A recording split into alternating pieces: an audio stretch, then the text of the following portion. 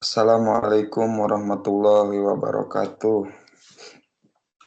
Pada kesempatan kali ini, izinkan saya memperkenalkan diri. Nama saya Syarif Hidayat, NIM 6120123018 dari kelas RA3 Manajemen.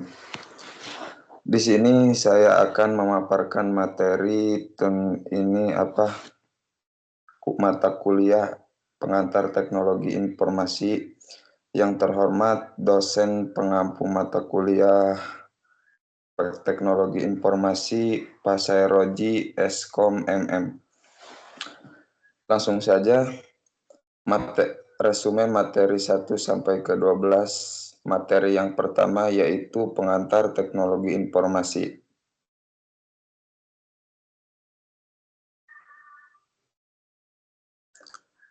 Yang ke-1 adalah definisi dan sejarah teknologi informasi.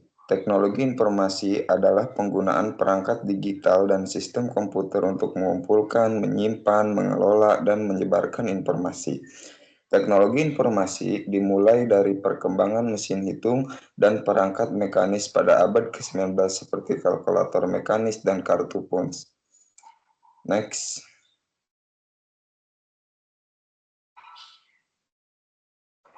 Era digital dimulai dengan perkembangan komputer pribadi dan internet yang merata pada tahun 1990-an. Adapun keuntungan dan manfaat teknologi informasi yang ke-1 adalah automasi dan efisiensi teknologi informasi memungkinkan autonomi berbagai tugas dan proses meningkatkan efisiensi dan mengurangi kesalahan manusia. Yang kedua yaitu akses ke teknologi informasi, akses ke berbagai informasi dan pengetahuan melalui internet membuat pembelajaran dan penelitian lebih mudah. Yang terakhir adalah komunikasi global. Teknologi informasi dan bertugas belahan dunia memungkinkan komunikasi global secara remote. Next. Materi yang kedua yaitu sejarah perkembangan komputer. Pengertian komputer. Komputer adalah alat elektronik yang menerima, menyimpan, mengolah, dan memberikan informasi secara otomatis. Komputer telah mengubah dunia dengan kecepatan dan kemampuannya. Materi yang ketiga yaitu dasar-dasar perangkat keras.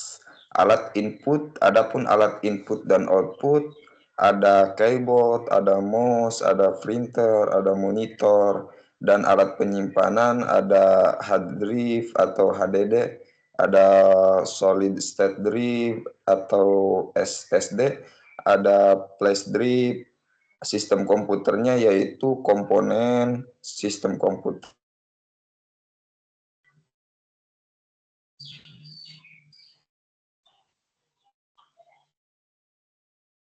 Next slide. Materi yang keempat adalah konsep program dan sistem software. Adapun poin tujuan konsep program dan sistem software bertujuan untuk memahami struktur, fungsi, dan perilaku perangkat lunak serta memastikan bahwa program yang dibangun dapat memenuhi kebutuhan pengguna dengan efisiensi dan kualitas tinggi. Adapun poin kedua yaitu definisi konsep program dan sistem perangkat lunak. Merupakan suatu standar prinsip dan teknik yang digunakan dalam perencanaan, pengembangan, dan pemelihara perangkat lunak. Next slide. Materi yang kelima yaitu mengenal proses kata sampai dengan paperless publishing. Alat kerja dan fitur Word yang mempermudah pengolahan kata. Ada fitur kolaborasi, ada tos penyimpanan PDF, spelling dan grammar check, dan WordArt dan insert media. Visualisasi ilmiah dapat membantu di berbagai bidang keilmuan diantaranya keilmuan kedokteran, keilmuan astronomi, dan keilmuan genetika.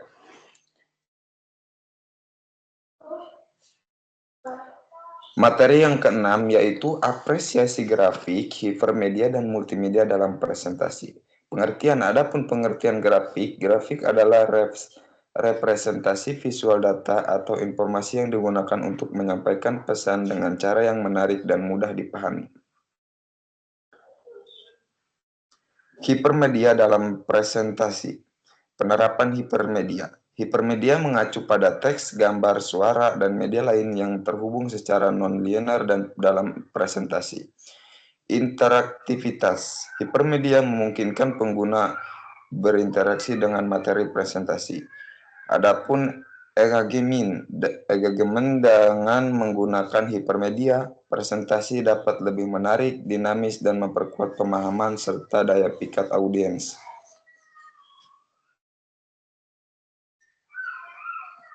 Selanjutnya yaitu materi yang ketujuh, ada manfaat database dan pengaplikasiannya.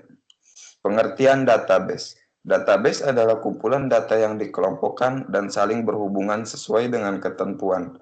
Hal ini memungkinkan pengelolaan data menjadi lebih mudah. Dengan database, pencarian, penyimpanan informasi dapat dilakukan dengan lebih efisien. Manfaat dan pentingnya penggunaan database. Penyimpanan efisien. Database memungkinkan dan mengoptimalkan penggunaan ruang penyimpanan dan menghemat biaya.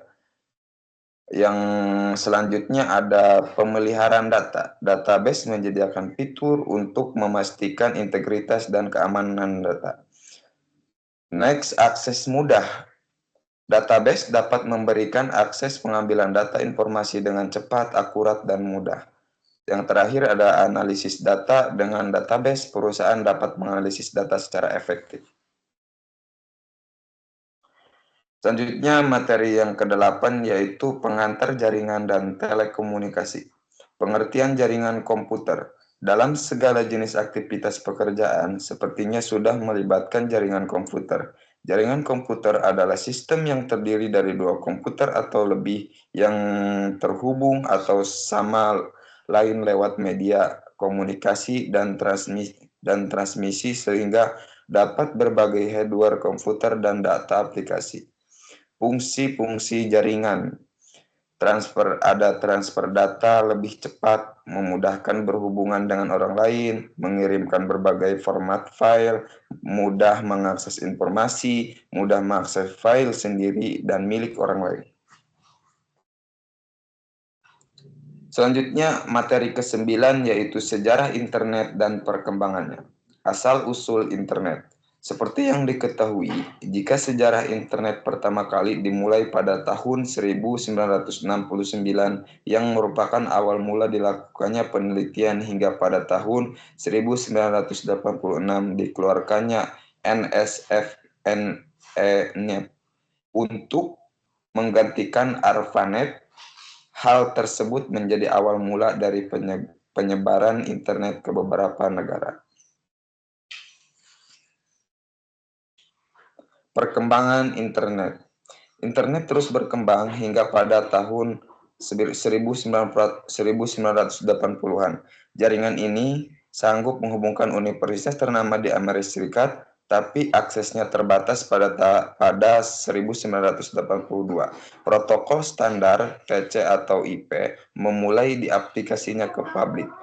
Barulah pada 1986 didirikan National Science Foundation Network atau disingkat dengan NSFNet sebagai pengganti ARPANET. Pada saat itu, jaringan di beberapa negara mulai terhubung. Dulu, informasi yang didapat dari internet hanya berbasis teks. Baru pada 1990, layanan sejenis berbasis tampilan grafis yang dikenal sebagai WWW atau World Wide Web mulai dikembangkan oleh Chen, kemudian untuk menjalankan layanan pendaftaran domain ini karena muncul aturan nama domain dan alamat IP berupa simbol numerik dan format tertentu sebagai pengenal sistem komputer.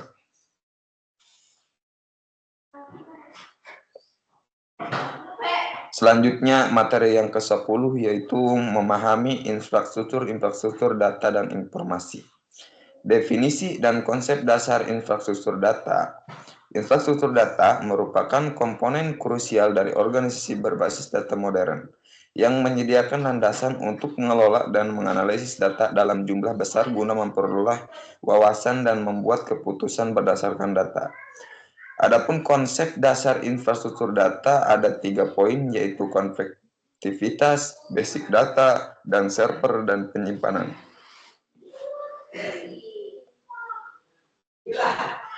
Selanjutnya, materi yang ke-11 ada e-business dan e-commerce.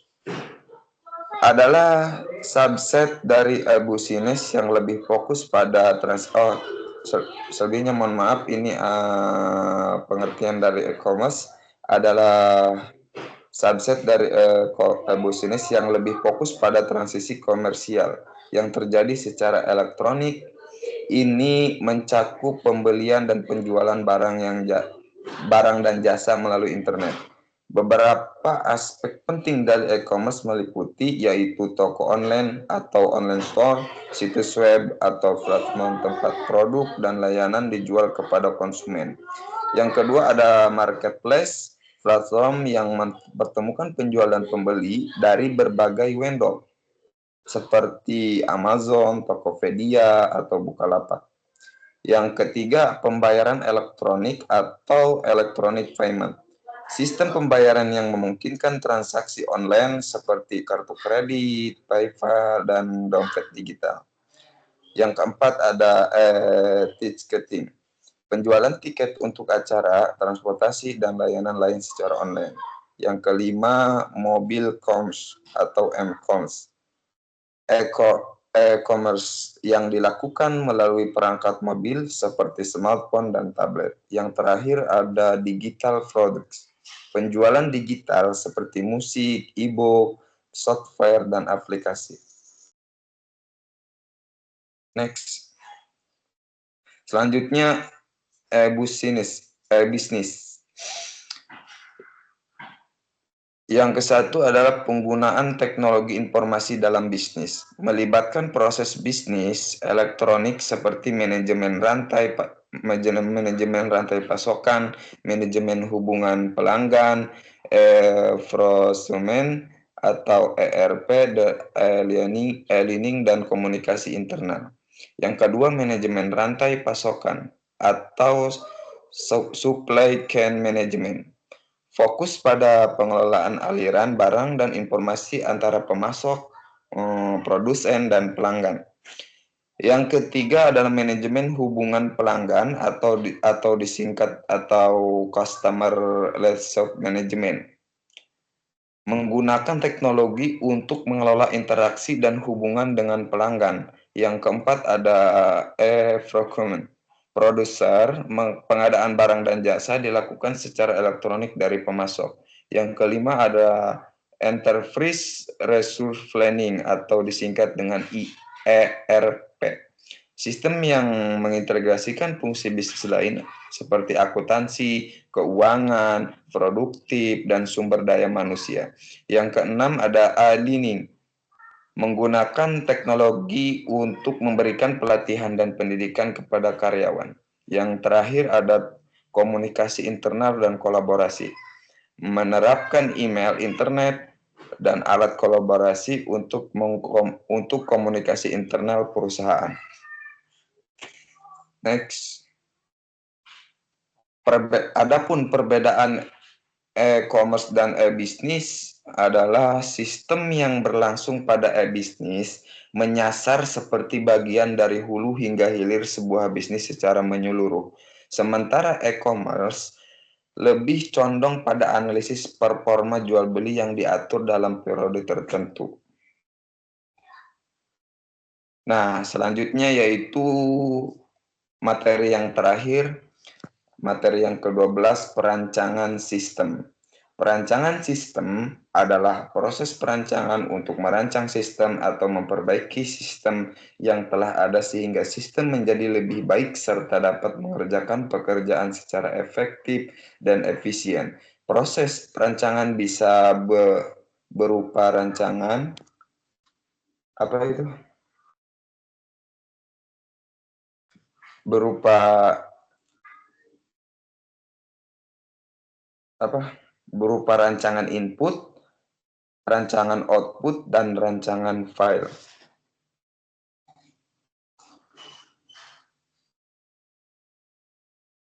Adapun contoh perancangan sistem. Yang ke satu, perancangan sistem manajemen inventaris. Langkah-langkah perancangan sistem seperti mengumpulkan kebutuhan dari staf gudang dan manajemen, melakukan studi kelayakan, merancang arsitektur sistem, membuat prototip, mengembangkan, menguji, memasang di lingkungan produksi, memberikan pelatihan, serta memberikan dukungan dan pemeliharaan. Adapun yang kedua adalah pendekatan teks struktur dalam perancangan sistem. Dengan menggunakan pendekatan yang struktur, perancangan sistem dapat memastikan efektivitas, efisiensi, dan pemenuhan kebutuhan pengguna. Cukup mungkin itu saja pemaparan materi resume materi 1 dari sampai ke 12. Kurang lebihnya mohon maaf. Wabillahi taufiq wal hidayah. Wassalamualaikum warahmatullahi wabarakatuh.